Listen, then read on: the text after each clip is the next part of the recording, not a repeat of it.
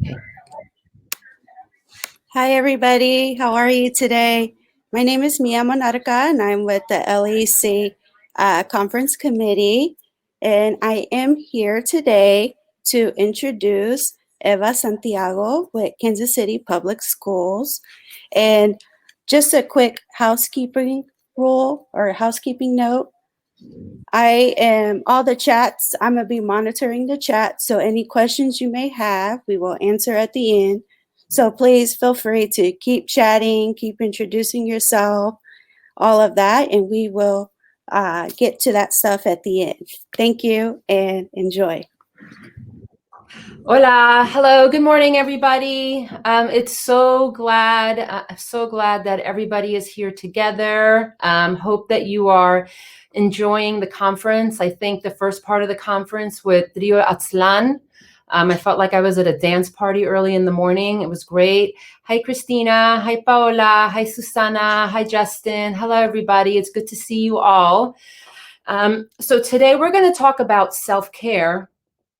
And we're going to talk about something a little bit different called fierce self-care for the remainder of 2020, because the next couple of months, we're going to need some really fierce self-care.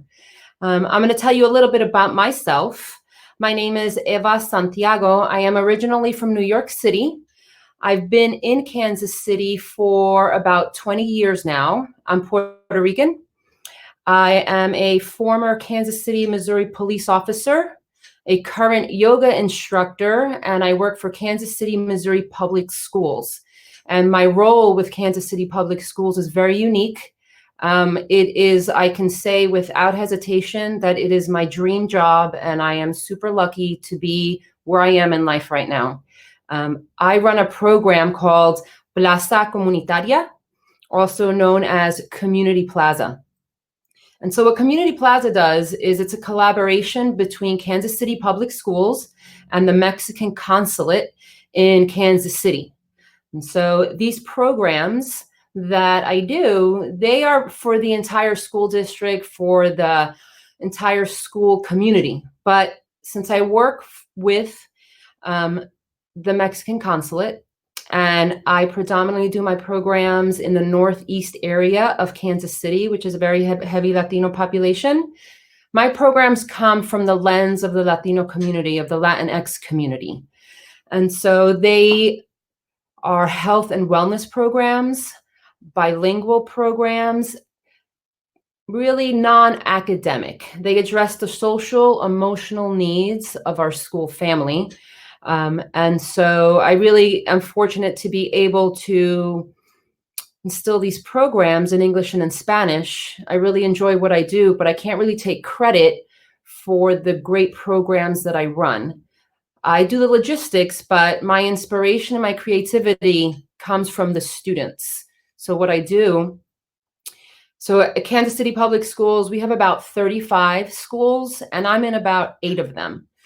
And what I do, what I did, and hopefully we can get back into school soon, I would go and I would hang out in the front office. I would sit and have lunch with the kids. I would have conversations. I really just would try to get and learn the culture of the school, because every school has a different culture. And as I got to know the school and the kids and the staff, then I would be able to see what the need was. I didn't walk in the school and say, hey, I think this is a really good program. You should do this. What I did was I let the ideas come to me from the students. And so from that came a lot of really great stuff.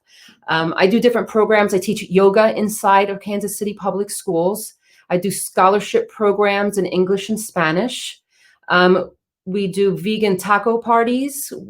We do a program called Chess and Tacos. So it's a lot of tacos because tacos bring the people, right?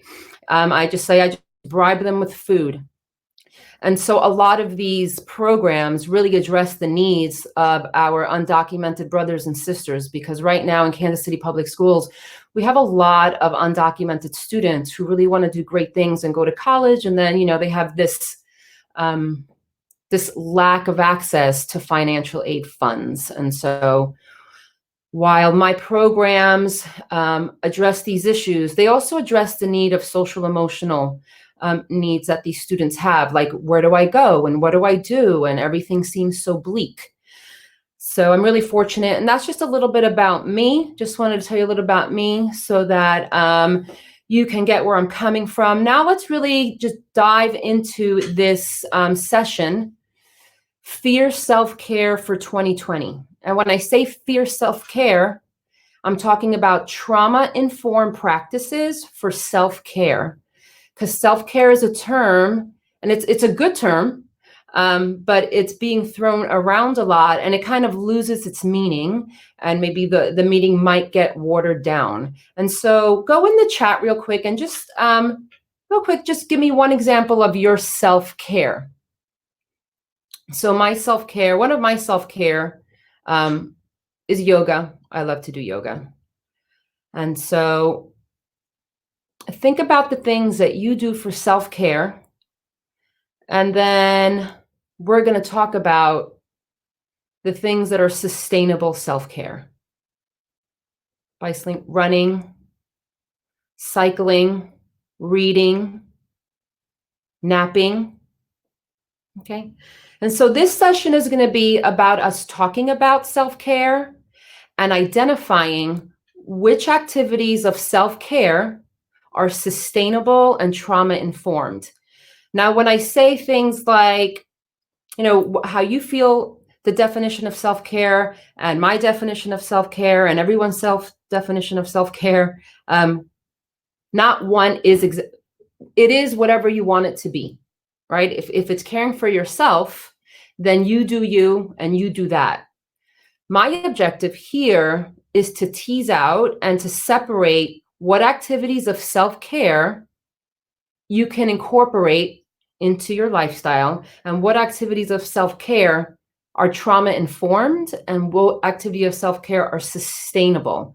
And by trauma-informed, I'm not sure if everyone knows, I'm just going to a really quick definition, a really quick overview of trauma-informed that I can explain in the context of schools is, and I'll really give you a really great example, because right now I am at Tico production offices in Kansas City, Missouri, in the historic West Side. And the West Side is a Latino neighborhood. So when I was a police officer, I patrolled in this neighborhood, and I patrolled during the day, and I used to come into this school, which is now Tico Productions, the media company. I used to come into this school and talk to kids. And one time I was going to do a kind of cops and kids mentoring thing where I would say, stay in school, don't do drugs. And I thought I was all that because I was going to shed all my wisdom on these kids. And so I came in and we started talking about guns. All of a sudden it turned to guns and violence. And this one student, there was probably 40 or 50 kids in the cafeteria, and I was the speaker. And one girl got up and she was like, I don't want to hear anything what you have to say. You don't know my life. I don't relate to you. And she threw her chair and she walked out. And then 2 other kids walked out. And I would have to say that might be one of the hardest days I've had in my whole career of law enforcement, because I wasn't expecting it. Because what I wasn't doing, I wasn't coming and I wasn't speaking to them in a trauma-informed way. Because when she walked out and she just blasted out of that room, I thought, what's wrong with her? And what I should have been thinking is, what experiences has she had with law enforcement that would make her just want to get out of that room, right? So it's not, what's wrong with her? It's what experiences has she had? What has happened to her that I could look at her in a more compassionate way? And so when we look at the world in a more compassionate way, we could look at ourselves in a more compassionate way. Because I think as educators, we tend to have more compassion for our students and our community than we do for ourselves. So we're going to do an exercise. And so just take a quick minute and just find yourself a piece of paper and a pen and make it look like this. Real easy. A piece of paper and just make a big cross in it. So you have 1, 2, 3, 4. So go ahead and I'm just going to give you a minute. Give you a piece of paper, whatever. Piece of paper, pen. Hopefully we all have papers and pen. And it's 10:16. I'll just give you to like 10:17 to go ahead and get that piece of paper. Because we need any paper will do.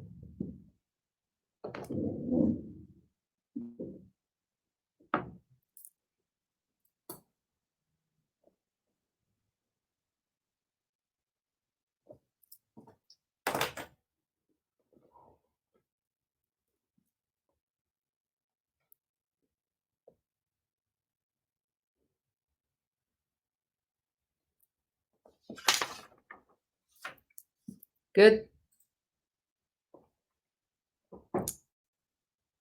Give me an okay in the chat if you have your paper. Good, okay. So we're going to start. I want you to take, and on the first, on the upper left-hand corner, I want you to write 5 minutes.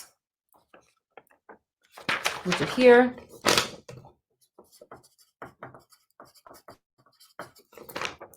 It's backwards, but 5 minutes. On the upper right hand, I want you to write 10 minutes. Or just 10. You don't have to write minutes. So it's all minutes. So 10. On the bottom left hand, I want you to write 30 minutes. Or 30. And then on the lower right hand, 1 hour or more. Okay.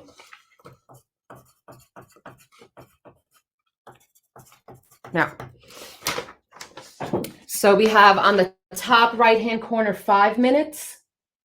Sorry. On the top left.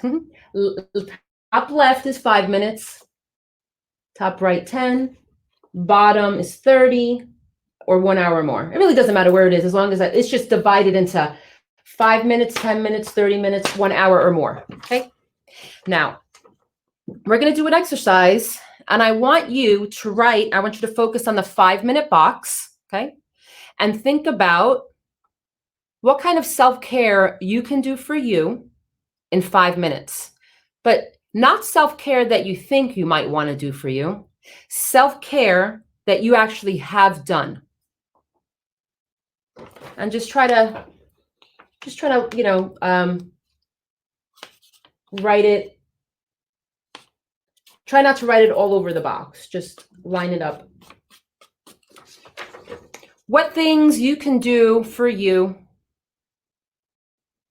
that you have done for you. 5-minute self-care.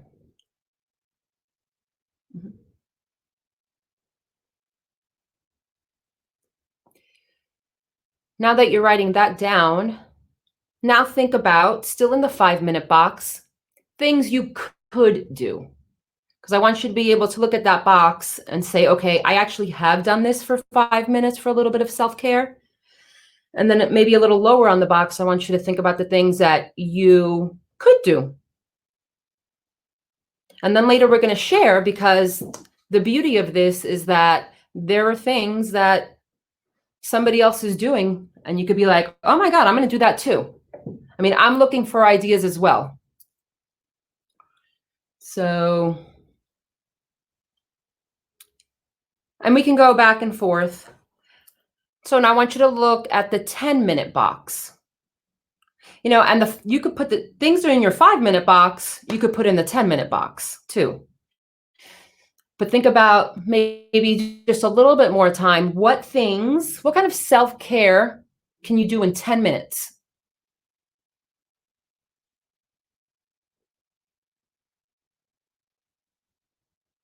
What kind of things have you done in 10 minutes? And then what kind of things would you like to do? Like something, like I don't garden. I don't really think I've ever planted anything, but I hear it's super relaxing and therapeutic. That might be something, well, not in 10 minutes, but thinking about things that you might want to do. Now think about 30. We're just going to take a couple of minutes and just and don't rack your brain on it, right? It's not a test. You could have 10 things in your box. You could have one thing. But the beauty of it is that hopefully when we share, things are sustainable and what things are trauma informed. And let's say they're not really that trauma informed and maybe not very sustainable. That doesn't necessarily mean they're not self-care. So let's just take a couple of minutes. What do you do in 5 minutes? What can you do in 5 minutes? What can you do in 10, 30 minutes, or an hour or more?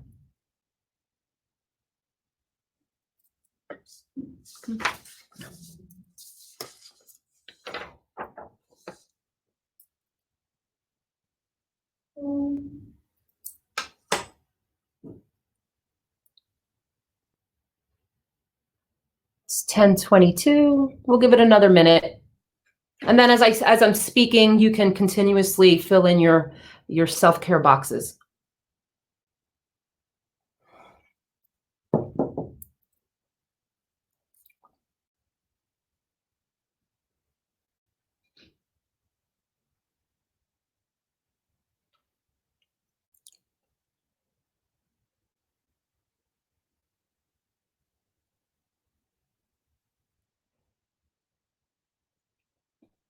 Okay, so before we move into the next step, go ahead and just put things in the chat. Things that you do for self-care in 5 minutes.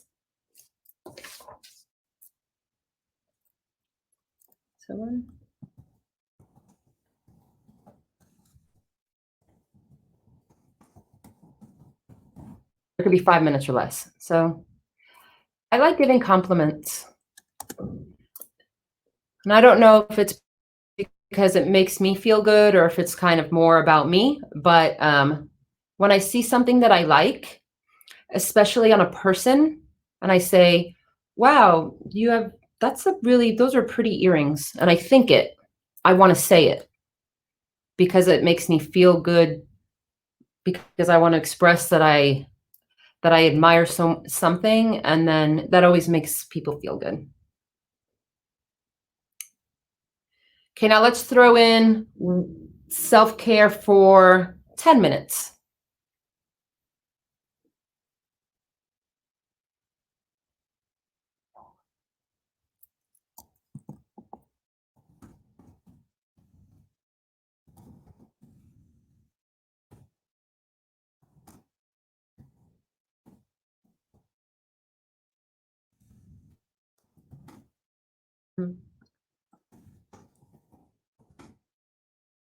Thanks, Rosanna.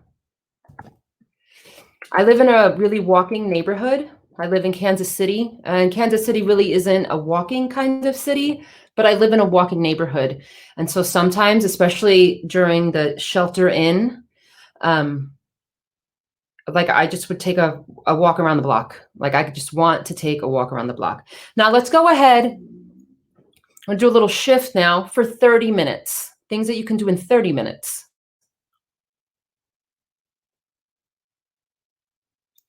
So for me, I would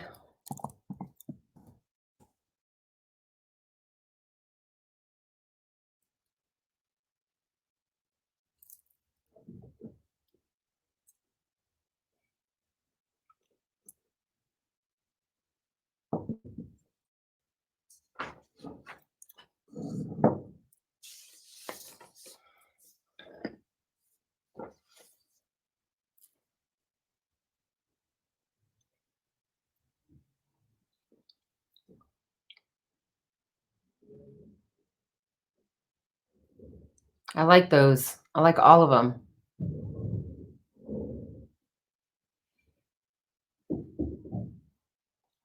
And these are all things that make us feel good. These are all things that, address our social selves, our emotional selves, our mental health. I'm going to ask you a series of questions now. And I'm going to ask you a question, and then you're going to look on your paper, and then you're going to see if your self-care act applies to my question. And if it does, you're just going to put a check. So let's say if it's, a walk, and it applies to what I ask you, you're going to just put a check next to it, or a tally, whatever. We're just going to keep track. Okay. So my first question is, I want you to look down on your paper. And if you want to add some stuff, start adding some stuff now. Okay. Okay, here we go. Look at your self-care list and ask yourself, does it make you feel better in the morning? Because I will say that I thought that drinking wine, right? Drinking wine, that's always on the self-care list. Not on this list. Maybe people are not putting it, but I always get, drinks with friends. And so, I don't know. It makes me feel good at the moment. I don't know if it's depending on how much I drink, I don't know if it's going to make me feel good. I don't know if it makes me feel better in the morning. So if it makes you feel better in the morning, give it a tally, give it a check. Okay. Second question. Look at your self-care acts. And as I'm saying this, include more self-care acts. Does it make you feel energized at that moment? Does it make you feel energized in the morning? Okay. So the second question is, do you feel energized by doing it? By, just energy, more energy. So if reading a book doesn't bring you energy, then don't circle it. Because a book can make you feel more relaxed, or you're so relaxed that it makes you feel energized later, right? No right or wrong answers. Okay. Next question. Does your self-care act involve incorporating a healthy diet? So does reading a book, the video cut out. Can everybody see me? Someone said the video cut out.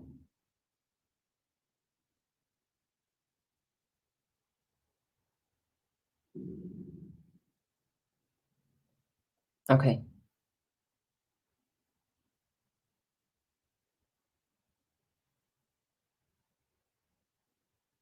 Okay, let's keep going. Does your self-care act involve a healthy diet? If it does, check it. So let's say you like to go on long bike rides, and then after your bike ride, you like to go to your favorite restaurant and have a big burger and French fries and a soda and a dessert, and that's what you do. The bike ride is good, but it doesn't incorporate a healthy diet. Or maybe you go to your favorite vegan restaurant after the bike ride. So if it does incorporate a healthy diet, check it. If you like to cook, check it.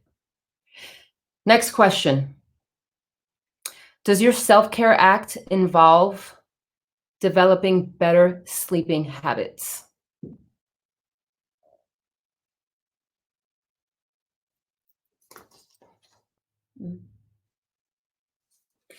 Like if one of your self-care acts is taking a bubble bath, yeah, I think that does. I mean, if you're taking it at night, then that will relax you, and maybe it makes you sleep better.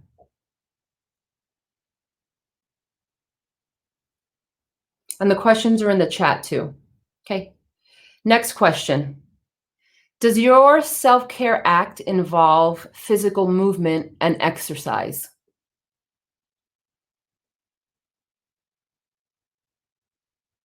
I want you to start looking now at your self-care and see if you have a lot of check marks. Because the more check marks you get, the more sustainable and trauma-informed those are going to be.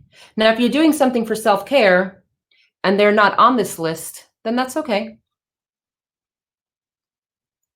Next question. Does your self-care act address or improve your social stress management? Does it address your stress?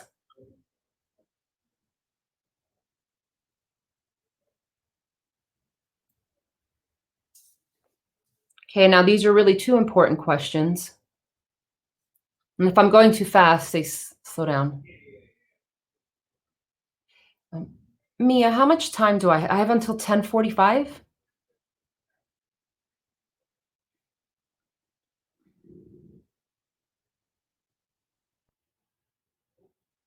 Okay. Okay, so next question. Look at your list.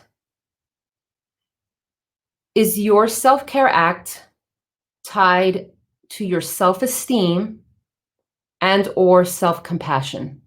Those are broad terms. Don't try to, does it affect your self-esteem? Does it boost your self-esteem? Does your self-care act address compassion? Does it make you a more compassionate person? Okay, I'm slowing down.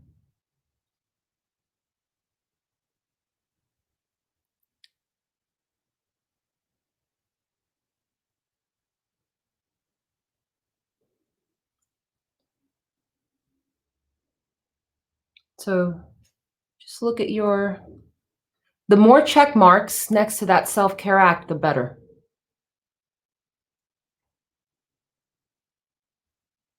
So think about when you do it and after you're done, it's not that you feel better, because a lot of things make you feel better, but does it boost your self-esteem? Because self-esteem sometimes is temporary. Sometimes I feel really good about myself, and then sometimes I don't. And so self-esteem can be temporary. But self-compassion, once you learn self-compassion, I think it's a little bit more permanent than self-esteem. There's a difference there. You don't have to know the difference. It doesn't, just think about those. Are your self-care acts tied to self-esteem and or self-compassion? Okay. 2 more questions. Is your self-care act something that you can easily incorporate in your daily routine? So I have a friend who likes to go rock climbing. And so that could be a great self-care act, but maybe not necessarily in a daily routine. And the last question, and I'll give you just a couple more seconds, just look, can you incorporate it in your daily routine? And the last, well, not the last question of this section, is what you're doing for self-care sustainable for the next 6 months?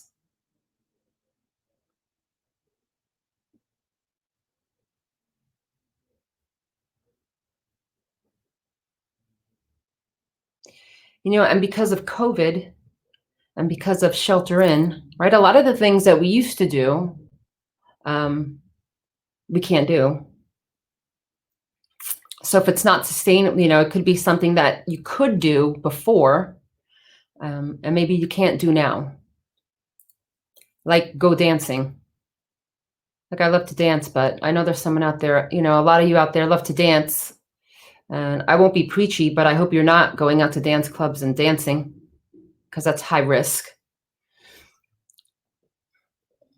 Okay. Now, look at your list and see which one of your self-care acts have the most check marks. And if you want to put in the chat, you don't have to. If anybody want to volunteer to put what their self-care act is and how many check marks they got with.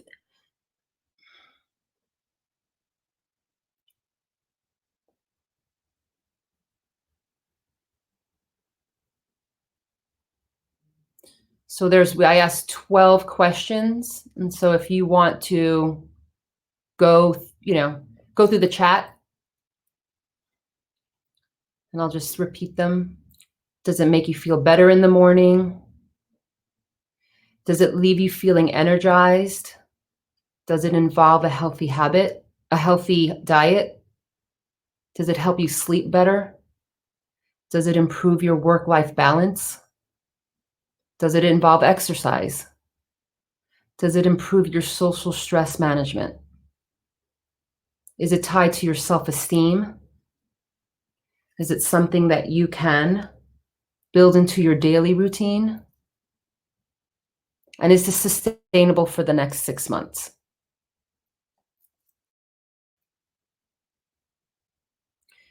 So those are the things.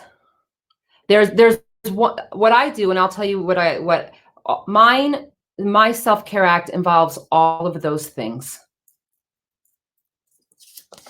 So now we're going to go to a couple of other questions that kind of, I would say, put an X next to it. Okay, walking, nice, 9 checks. Walking it is. Keep walking. And if you are in a warmer climate, then that is sustainable. Or not, or you like to walk in the cold. I don't like to walk in the cold. Okay. Now here are the things, and it's really important.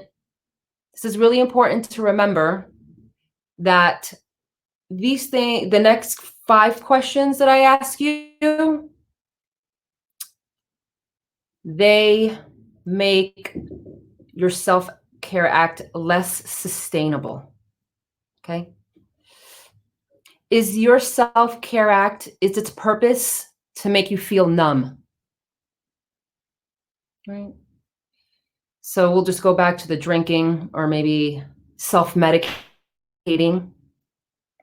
I've been to a lot of workshops, and I think more in person, and people that I know and coworkers, drinking always comes up. Like, okay, drinking with my girlfriends, and having chats or happy hour or doing what we used to do before. Yes, that could be an act of self-care, but you're not going to get many positive check marks on drinking with my girlfriends. Sometimes the drinking, really its purpose, at some point, if you do it enough, is going to make you want to feel numb. Okay. Here's another thing that here's another thing that will make your Self-Care Act less likely to make it sustainable. Is it a fad? Is it something that everyone's doing because it's popular now?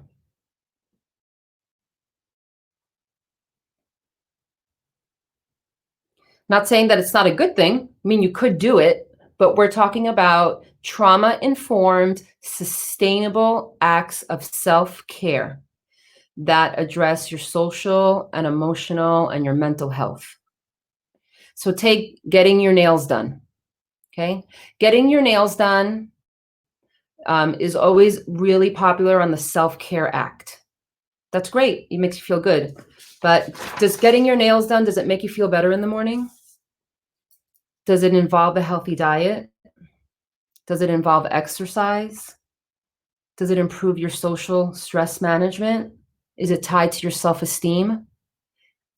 I would say no, but that's me. You may get your nails done and it may be good for you. But how many check marks can you get? And then I will be sending you this list so you can compare what your self-care acts are. Okay, here's another one that will make it less likely to be sustainable and or trauma-informed. Is it a luxury? Is it something that you're just going to treat yourself because it's special and probably expensive? If it's costly and it's a luxury, that doesn't mean it's not a self-care act, but it's not really going to fall into the trauma-informed, sustainable self-care to address your social and emotional needs. Okay. Here's another self-care act, another characteristic of a self-care act that is not a trauma-informed, sustainable act to address your social emotional needs, okay? Is your self-care act something that you have to keep secret or something that you just don't tell a lot of people?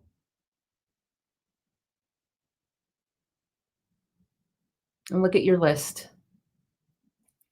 And I'm going to tell you, we only have a couple of minutes left. I will tell you, and it's scientifically proven, and it is also and it's also something that is always included in trauma-informed practice professional developments. And so for me, my self-care act is yoga. I teach yoga. I do a lot of yoga and I advocate for it. And when I look at my list, I can incorporate, it makes me feel better in the morning. It makes me feel energized. It involves a healthy diet because I incorporate my yoga with my diet. It improves my sleep. It involves physical movement and exercise. It addresses my stress management. It's tied to my self-esteem and it's tied to my self-compassion. I build it into my daily routine. It is sustainable for the next 6 months, and it's not a luxury, and it's not costly, and it does not make me feel numb. Also in there, a lot of check marks with meditation and a lot of check marks with walking and physical exercise, okay? So this session, we have a couple of minutes left. So this session was about you getting a better idea of what self-care is. Okay, so we want self-care, but let's be real, the next 2 or 3 months, you're going to need a lot of self-care and you need to make your mental health your priority. You need to, I wouldn't say need, I would really encourage you highly to be really intentional about what are the things that you need to calm down, to release your anxiety, to lower your levels of anxiety. And if you have a lot of check marks next to that act, yes, that will be a more sustainable self-care act. Does anybody have any quick questions? We have 2 minutes. The time goes by so fast. Or you want to put in the chat things that you thought were sustainable self-care acts, and maybe you want to include something in it. And so I always use, I mean, I get my nails done every once in a while, but I would say, think about the getting your nails done. It is self-care, but really not a trauma-informed self-care act. Keep doing your nails if you want to keep doing your nails. But we're thinking about things that are going to carry us through the next couple months and things that are going to carry us into 2021. Okay, and then somebody said, I just realized I do not do a lot of sustainable, healthy self-care acts. And that really was the point of this. The point was for you to just know, right? Just be aware of, am I taking care of myself or am I just doing little good deeds for myself? Because when you do sustainable care acts, trauma-informed self-care, you become more compassionate with yourself. You become more compassionate with your family. You become more compassionate with your students, more compassionate with the world. We have to go. Thank you so much. I encourage you with my last words, take care of yourself, do yoga, try yoga, do some YouTube yoga, whatever you got to do, and meditate. Thank you for being here and giving me this opportunity. I want to give you big virtual hugs and be safe and vote.